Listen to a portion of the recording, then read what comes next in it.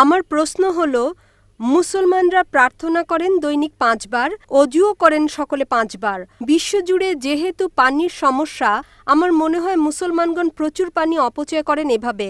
যদি আমি আপনাকে বলি বোন, প্রতিদিন গোসল করেন? জি স্যার। প্রতিদিন গোসল করেন? জি। অজু করার জন্য অজু আপনি 1 ঘট পানি দিয়েও করতে পারেন, 1 ঘট। ঠিক আছে। গোসলে আপনার কয় লিটার পানি লাগে বোন?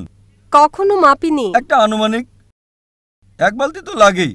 জি। এই 1 বালতি পানি মানে 20-25 লিটার। তো আমি আপনাকে বলবো যে এতে অনেক পানির অপচয় হয়।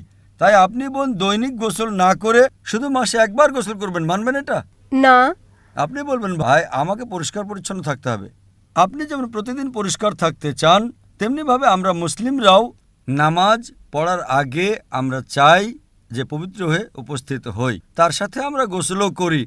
আল্লাহ সুবহানাহু ওয়া তাআলার হুকুম সূরা মাইদা সূরা নম্বর 5 আয়াত নম্বর 6 যে তুমি নামাজ পড়ার আগে অ্যাবলিউশন করো, অজু করো।